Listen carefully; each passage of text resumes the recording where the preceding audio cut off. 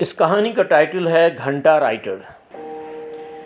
मुंबई की टकसाली ज़बान में घंटा लफ्ज़ का मफ़हूम है सिफ़र यानी ज़ीरो, जिसे कुछ नहीं आता हो। घंटे का इस्तेमाल अक्सर और बेशतर लोगों की रोज़ बरोज़ की ज़िंदगी में सुनने को मिलता रहता है।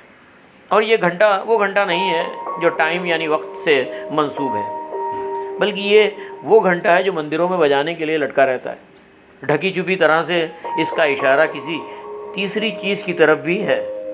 इसीलिए आम तौर से पढ़े लिखे महज़ब लोगों की ज़बान पर यह लफ्ज़ राइज नहीं है। जनाब 80 और 90 के दशक में एक से एक कमाल के राइटर हुए हैं। उनके बारे में कोई बात नहीं करता, लेकिन अगर की जाए तो सुनने वाले और पढ़ने वाले बहुत लुत्फ़अंदोज़ हो सकते हैं।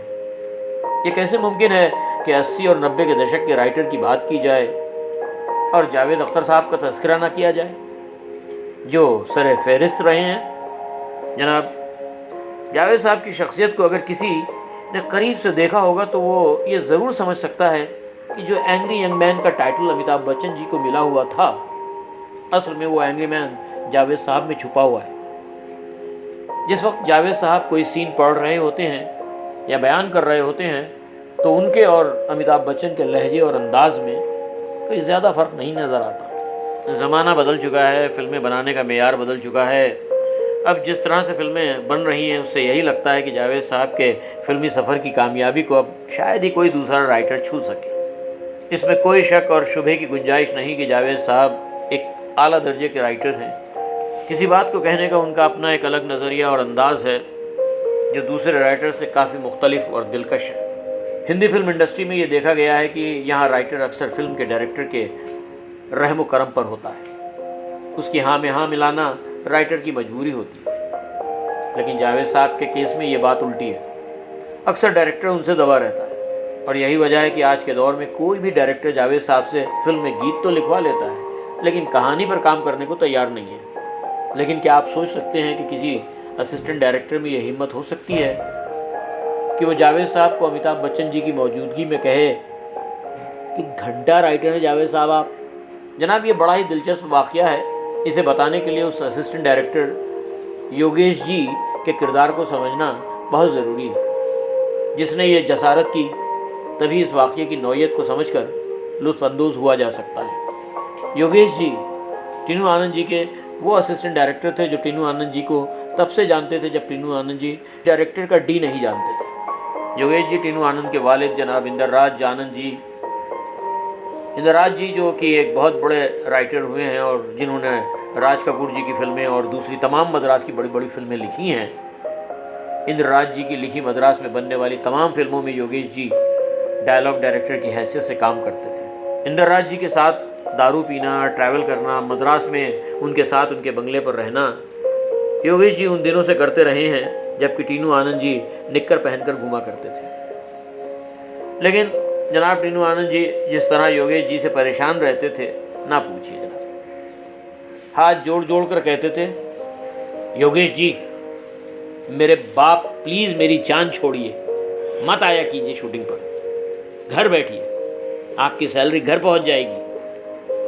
सिर्फ टीनू साहब ही नहीं, कभी कभी तो योगेश जी अमिताभ बच्चन जी के भी चरस बो देते थे। फिल्म शहंशाह का मुहूर्त है, अमित जी ने डायलॉग बोला, रिश्ते में तो हम तुम्हारे बाप लगते हैं, नाम है शहंशाह।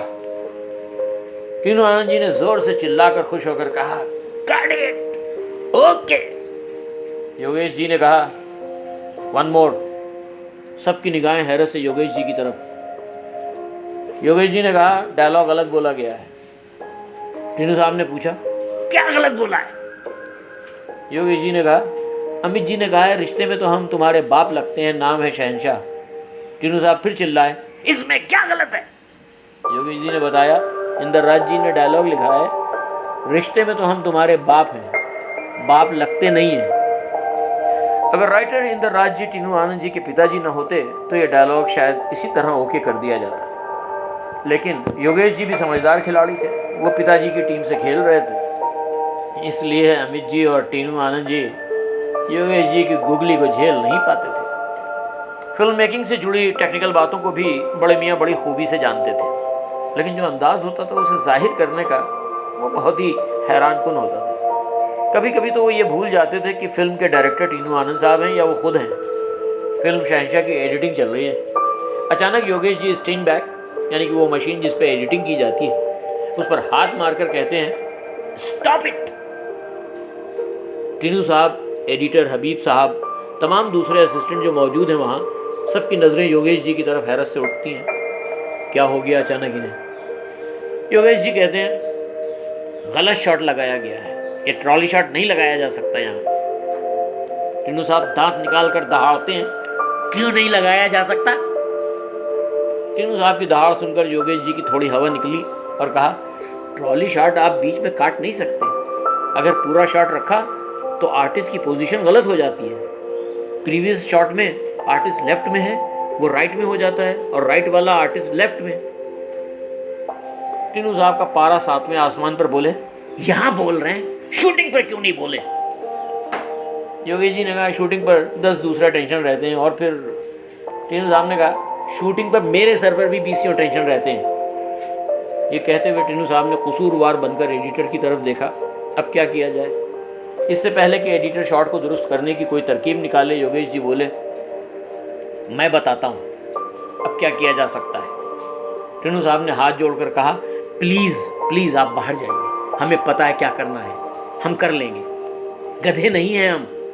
आप दिमाग पर एक के बाद एक बम मत गिराइए, जाइए। इसमें कोई शक नहीं कि टीनू साहब एक काबिल टेक्नीशियन और समझदार डायरेक्टर हैं, और क्यों ना हो, उन्होंने सत्यजीत रे को असिस्ट किया है। शूटिंग के दौरान बड़े बड़े डायरेक्टर छोटी छोटी गलतियां कर बैठते हैं, और एडिट करते वक्त उन गलतियों को वो छुपा लेना भी जानते हैं। लेकिन योगेश जी, जैसा कि मैंने कहा, कभी कभी भूल जाते थे कि डायरेक्टर वो हैं या टीनू साहब। जनाब, फिल्म शहंशाह बन रही थी, उसी दौरान ही एक फिल्म शुरू हुई थी जिसका टाइटल था आलीशान, जिसे जावेद साहब ने लिखा था, जिसमें अमिताभ बच्चन जी के साथ डिम्पल कपाड़िया, मीनाक्षी शेषाद्री और किमी काटकर 3 हीरोइनें थीं। इस फिल्म को टीनू आनंद जी ही डायरेक्ट कर रहे थे। ये फिल्म आलीशान, जो फिल्म धर्मवीर, आन और फिल्म राजकुमार की तर्ज पर एक कॉस्ट्यूम ड्रामा फिल्म थी। इस फिल्म आलीशान में 3 हीरोइनें क्यों थी? तो जनाब, कभी कभी बड़े बड़े स्टार अपनी मंजूर नज़र हीरोइनों के साथ काम करना चाहते हैं, और उनके पास इतना वक्त नहीं होता कि वो अलग अलग 3 हीरोइनों को 3 फिल्मों में ले सकें। इसलिए वो एक ऐसी कहानी लिखवाते हैं जिसमें सबको एडजस्ट कर लिया जाए। तो फिल्म आलीशान की कहानी भी कुछ इसी मकसद से लिखवाई गई थी। जावेद साहब खुशकिस्मत थे कि उनकी लिखी ये फिल्म नहीं बनी, वरना सारी ज़िंदगी वो इस फिल्म को देखकर शर्मिंदा होते रहते कि उन्होंने किस तरह से कुछ कामयाब फिल्मों की कहानी और उनके सीन्स का मलीदा बनाया है। अमित जी को किमी काटकर के साथ बदकिस्मती से इस फिल्म आलीशान में काम करने का मौका नहीं मिल पाया, इसलिए उन्होंने फिल्म हम में किमी काटकर को लेकर उसके साथ चुम्मा चुम्मा दे दे गाना गाकर अपनी दिली अरमान पूरा कर लिया। वैसे फिल्म आलीशान की स्क्रिप्ट में काफ़ी कॉमेडी थी। फिल्म का मुहूर्त हुआ और 5-6 दिन शूटिंग भी हुई, और एक काफ़ी बड़ा आउटडोर शूट बेंगलोर में होने वाला था कि अचानक उसे रोक दिया गया और फिल्म मैं आज़ाद हूँ शुरू कर दी गई, जो फिल्म मीट जांडू की कॉपी थी। इस बात को याद रखिएगा कि फिल्म मैं आज़ाद हूँ फिल्म मीट जांडू की कॉपी थी। फिल्म मैं आज़ाद हूँ के शुरू करने की एक ख़ास वजह ये थी कि अमिताभ बच्चन जी का नाम बोफोर्स गन डील में काफ़ी उछल रहा था, बदनाम हो रहा था। इसलिए अमित जी की ख़राब हुई इमेज को ठीक बनाने की कोशिश की तरफ ये एक कदम था। फिल्म मैं आज़ाद हूँ जिन्होंने देखी होगी वो जानते होंगे कि फ़िल्म में अमिताभ जी और मोहतरमा शबाना आज़मी के अलावा ज़्यादातर वो आर्टिस्ट थे जो उस ज़माने में अपने कदम फिल्म इंडस्ट्री में जमाना चाहते थे। कोशिश ये की जा रही थी कि फ़िल्म मैं आज़ाद हूँ 2-3 महीने में बनाकर फिल्म शहंशाह से पहले रिलीज़ कर दी जाए, लेकिन ऐसा हो ना सका। फिल्म मैं आज़ाद हूँ को बनने और रिलीज़ होने में सालों लग गए। जनाब, जब हमें पता चला कि फिल्म मैं आज़ाद हूँ शुरू होने जा रही है, जिसके लिए 1 महीने का लंबा शेड्यूल पूना में है, और इस फिल्म को 3 महीने के अंदर ही पूरा करके फिल्म शहंशाह से पहले रिलीज़ करना है, ये बात सुनकर हम असिस्टेंट का पहला सवाल था कि फ़िल्म की स्क्रिप्ट क्या है। टीनू जी ने कहा, वो तो मुझे भी नहीं पता, एक आइडिया सुना है, काफ़ी इंटरेस्टिंग है, जिसे जावेद साहब लिख रहे हैं। तो जनाब, 1 हफ्ते के बाद ही पूरा यूनिट, जो काफ़ी बड़ा यूनिट था, जिसमें ढेर सारे एक्टर और सभी अच्छे और बड़े टेक्नीशियंस थे, ऐसी बड़ी टीम लेकर टीनू आनंद साहब फिल्म मैं आज़ाद हूँ बनाने पूना पहुँच गए, जिसके स्क्रिप्ट का एक पेज भी हम असिस्टेंट के पास नहीं था। पूना पहुंचकर जावेद साहब रातों को जाग जाग कर स्क्रिप्ट लिखते थे और सुबह शूटिंग शुरू होने से पहले मैं और मेरे साथ योगेश जी जावेद साहब के साथ बैठकर सीन लिखते थे। उन दिनों जावेद साहब के हाथों में इतना राशा था कि शायद 80 और 90 साल के बूढ़े आदमी के हाथों में भी ना हो। लिखते वक्त उनके हाथ इस तरह कपकपाते थे मानो उन्हें बिजली के झटके लग रहे हों। लोगों का कहना था कि यह राशा बहुत ज़्यादा ड्रिंक करने के नतीजे में है। खैर, उससे अपना क्या लेना देना। जावेद साहब के हाथ की लिखाई पढ़ना आसान नहीं होती थी। उनके हाथ के थरथराने की वजह से लिखावट किसी बच्चे की लिखावट की तरह ही होती थी। वो खुद उर्दू में लिखते थे, जिसे मुझे या तो देखकर लिखना होता था या फिर मैं बोलता जाता था और योगेश जी हिंदी में लिखते जाते थे। अक्सर जावेद साहब सीन का डिक्टेशन भी दे देते थे। इसी तरह 2-4 दिन जावेद साहब के साथ बैठकर सीन लिखे जाते रहे। धीरे धीरे हमें फिल्म की कहानी समझ में आने लगी। कहानी और फिल्म का सब्जेक्ट दोनों ही बहुत ही इंटरेस्टिंग थे। योगेश जी जैसे जैसे नए नए सीन लिखते जाते, जावेद साहब की तारीफ़ों के पुल बांधते जाते। क्या कहानी है जनाब, बिल्कुल अलग हटके है। क्या सब्जेक्ट है। जावेद साहब, आपने तो डायलॉग ऐसे लिखे हैं जैसे इन कैरेक्टर के साथ ज़िंदगी जी हो, वगैरह वगैरह।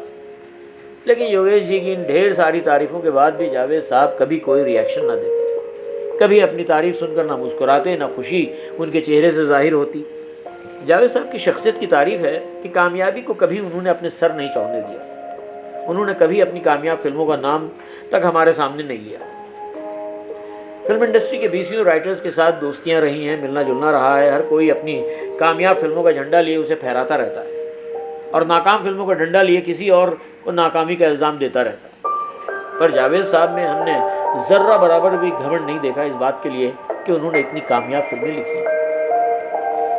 फिल्म मैं आज़ाद हूँ में एक सीन है जहाँ ऑडिटोरियम आम लोगों से खचाखच भरा हुआ है और आज़ाद यानी अमिताभ बच्चन स्टेज पर आते हैं और एक अलग अंदाज से लोगों से मुखातिब होते हैं, जिसके रिएक्शन में लोगों में एक खलबली सी होती है। जावेद साहब ने सीन का डिस्क्रिप्शन इंग्लिश में डिक्टेट किया, जिसमें एक सेंटेंस था, there is lot of hustle and bustle in the hall. जल्दी में योगेश जी ने हाल इस तरह लिखा कि ए जो था वो ओ लग रहा था और आखिरी एल इतना छोटा हो गया था कि ई पढ़ा जा रहा था। हॉल होल पढ़ा जाने लगा। शूटिंग तो सुबह 8 बजे से ही शुरू हो जाती थी, लेकिन जावेद साहब रोज़ 11-12 बजे के आसपास सेट पर ज़रूर आते थे। 1-2 जोक तैयार करके लाते थे जिससे कि अमित जी को हंसाया जाए। अच्छी बात है, इससे हीरो राइटर की कंपनी में खुश रहता है। अमित जी हंसे हैं तो कहाँ मुमकिन है कि आसपास के लोग ना हंसें। और फिर टीनू साहब की हंसी क्या कहना, वो तो अमित जी की हंसी से भी ऊपर चली जाती थी। अब अगर ऐसा माहौल हो तो साथ में हम लोग भी हंस लेते थे जनाब। एक दिन रोज़ की तरह ही जावेद साहब सेट पर आए और टीनू साहब और अमित जी के साथ सीन डिस्कस करते हुए उनकी नज़र योगेश जी के लिखे हुए उस सेंटेंस पे पड़ी, there is lot of hustle and bustle in the hall. Javed sahab जानते थे ये लिखा हाल ही गया है, लेकिन देखने और पढ़ने में होल है। उस दिन शायद जावेद साहब के पास कोई और जोक तैयार नहीं था। जावेद साहब को तफरी सूझी और उन्होंने उस सेंटेंस के साथ खेलना शुरू किया। डायरेक्टर होल में हसल एंड बसल कैसे पिक्चराइज करेगा, वगैरह वगैरह। इसी तरह से जावेद साहब मजाकबाजी करते रहे। बेचारे योगेश जी समझकर भी कि उनका मजाक हो रहा है अनजान बने रहे। जावेद साहब के इस मजाक पर जिसे सबसे ज़्यादा मज़ा आता था और जो कहकहा लगाकर हंसते थे वो थे श्रीमान अमिताभ बच्चन जी। अब अगर अमिताभ बच्चन किसी मजाक पर हंसे हैं तो वहाँ मौजूद भला किसकी मजाल है जो उनके ठहाके के साथ ठहाका ना लगाए। जावेद साहब के मजाक में वो सारे आर्टिस्ट भी शामिल हो गए जिन्हें एक तरह से जावेद साहब ने ही फिल्म में कास्ट किया था। जनाब, सारा दिन योगेश जी का मजाक होता रहा और उन्होंने इसे बर्दाश्त किया। एक असिस्टेंट की मजाल क्या जो अमिताभ बच्चन जैसे सुपरस्टार और जावेद साहब जैसे बड़े राइटर को जवाब में कुछ कह सके। खैर जनाब, फिल्म का शेड्यूल मुकम्मल होने वाला था। 1-2 दिन और शूटिंग होनी थी। उसी बीच में दिवाली आ गई। शूटिंग पैकअप के बाद बताया गया आज दिवाली की पार्टी है अमित जी की तरफ से। उनके होटल ब्लू स्टार में सारे बड़े छोटे आर्टिस्ट, कुछ खास टेक्नीशियंस जिसमें हम असिस्टेंट डायरेक्टर भी शामिल थे, सज धज के अमित जी के साथ दिवाली मनाने उनके होटल के रूम में पहुंच गए। जो जितनी गर्मजोशी से अमित जी को दिवाली की मुबारकबाद दे सकता था उसने उतनी गर्मजोशी से अमित जी को मुबारकबादी दी। अमित जी की मेहमान नवाजी भी काबिल तारीफ़ थी। एक एक मेहमान को बज़ात खुद पूछ रहे थे। अगर किसी को पानी की भी ज़रूरत पड़ती तो खुद झपट कर उसे पानी उठा कर देते थे। बहुत ही खुशगवार माहौल था। लोगों को यकीन नहीं आ रहा था कि वो फिल्म इंडस्ट्री के सबसे बड़े सुपरस्टार के साथ उसके होटल के कमरे में पार्टी कर रहे हैं। जो पीना चाहते थे उनके लिए अंग्रेज़ी शराब का भी इंतज़ाम था। इसी माहौल के बीच अमित जी ने अपने पर्सनल वीसीआर पर फिल्म मीट जॉन डू की वीडियो लगाकर दिखाई। आज योगेश जी अमित जी के अकाउंट में अंग्रेज़ी ब्रांड की चढ़ा रहे थे और बड़े ध्यान से फिल्म देखते रहे। फिल्म का एक एक सीन बिल्कुल वैसा ही था जैसा कि हम फिल्म में आज़ाद हूँ के लिए शूट कर रहे थे। फिल्म ख़त्म हुई, अचानक से योगेश जी की आवाज़ आई, घंटा राइटर हैं जावेद साहब। लोगों की कुछ समझ में नहीं आया ये अचानक हुआ क्या। लोग आपस में बातचीत करते रहे, फिल्म की तारीफ़ करते रहे। खाने का इंतज़ाम कमरे के बाहर होटल के लॉन में था, जहाँ टीनू साहब, जावेद साहब, शबाना जी भी मौजूद थे। योगेश जी के होश व हवास पर तबीयत से अंग्रेज़ी अंगूर की बेटी चढ़ी हुई थी। थोड़ी थोड़ी तो सभी ने चढ़ाई हुई थी। जावेद साहब भी चढ़ाए हुए थे लेकिन होश में थे। योगेश जी ने आओ देखा ना ताव घेर लिया जावेद साहब को। बोले, सुनिए, बड़े राइटर बने घूमते हैं आप, घंटा राइटर हैं आप। बहुत राइटर देखे हैं मैंने, बम्बई से लेके मद्रास तक। राइटर किसे कहते हैं पता है आपको? हाँ, ये टीनू आनंद जी हैं, निक्कर पहनकर घूमते थे मेरे सामने। तब से मैं इनके बाप इंदर राज आनंद जी के साथ काम करता आया हूँ। वो राइटर हैं, उन्होंने लिखा है, रिश्ते में तो हम तुम्हारे बाप हैं। क्या है? बाप है, नाम है शहंशाह। इंदर राज जी ने कभी किसी फिल्म से एक लाइन उठाकर यहाँ वहाँ नहीं लिखी। आपने पूरी फिल्म लिख दी, पूरी फिल्म चेप दी। घंटा राइटर हैं आप। अरे जनाब, जब तक पार्टी चली है तमाशा यूं ही चलता रहा। योगेश जी हर एक से कहते रहे, घंटा राइटर हैं जावेद साहब। जनाब, नशे में तो आदमी कुछ भी कहता है, लेकिन ये हकीकत नहीं है। इस नज़रिए से देखा जाए तो फिल्मों के सभी राइटर कुछ कम तो कुछ ज़्यादा घंटा राइटर ही कहे जाएंगे। जावेद साहब यकीनी तौर पर फिल्मों के बेहतरीन राइटर हैं। नकल को भी अक्ल की ज़रूरत होती है और उन्होंने इसका सबूत एक नहीं, दो नहीं, कितनी ही कामयाब फिल्मों में दिया है। अगले दिन सुबह जब योगेश जी सोकर उठे तो मैंने उनसे कहा, योगेश जी, आपको याद है कल आपने अमित जी की पार्टी में क्या कुछ किया है? योगेश जी ने कहा, हाँ, मुझे अच्छी तरह से याद है कि मैंने क्या किया है। मैंने देखा योगेश जी की आंखों में खुमार नहीं बल्कि एक शरारत थी और उन्होंने मुझसे कहा, there was lot of hustle and bustle in the whole. Yogesh ji की बात सुनकर मैं हैरान था कि क्या खूब चोट लगाई है बड़े मियाँ ने। बहुत खूब, मज़ा आ गया।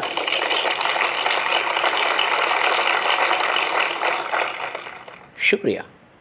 अगर आपको हमारी ये कहानी पसंद आई हो तो लाइक करना ना भूलें, अपने दोस्तों, मिलने जुलने वालों को शेयर करें और कमेंट्स बॉक्स में जाकर कमेंट्स ज़रूर लिखें। आप हमारे ब्लॉग salimwrites.com पर विज़िट करके हमारी दूसरी कहानियाँ भी पढ़ सकते हैं या सुन सकते हैं। इजाज़त चाहूँगा। शुक्रिया।